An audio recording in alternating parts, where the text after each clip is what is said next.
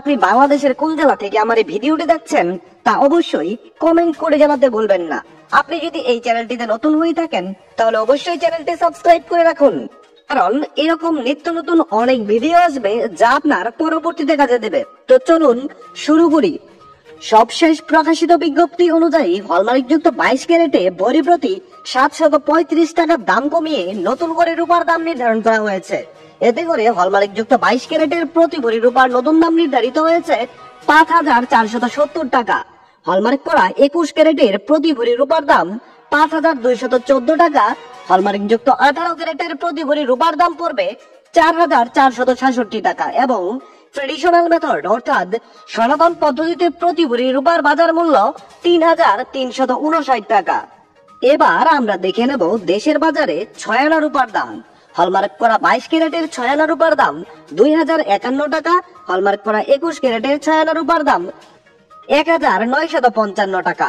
18 ক্যারেটের 6 আনা রূপার দাম পড়বে 1675 টাকা এবং সনাতন পদ্ধতিতে 6 আনা রূপার দাম 1260 টাকা।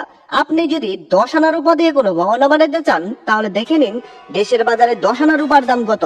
হলমার্ক করা 22 ক্যারেটের 10 আনা রূপার দাম 3419 টাকা।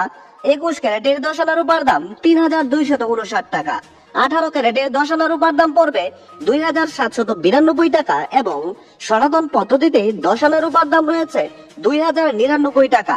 আপনি যদি এই মুহূর্তে আপনার কাছে মজুতকৃত এক ভরি পুরাতন রূপা বাজারে বিক্রয় করতে চান তাহলে ভরি প্রতি আপনি যত করে দাম পাবেন। হলমার্ক করা 22 ক্যারেটের এক ভরি পুরাতন রূপার গহনা বিক্রয় করলে পাবেন 4650 টাকা। হলমার্ক করা 21 ক্যারেটের প্রতি ভরি রূপা বিক্রয় করলে পাবেন 4432 টাকা।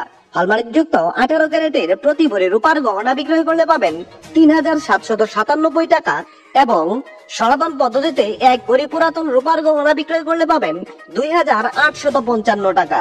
বিশেষ দ্রষ্টব্য, রূপা অলংকার বিক্রয়ের ক্ষেত্রে সরকার নির্ধারিত 5% ভ্যাট এবং বাজস নির্ধারিত ন্যূনতম মজুরি অবশ্যই 6% যুক্ত করতে হবে।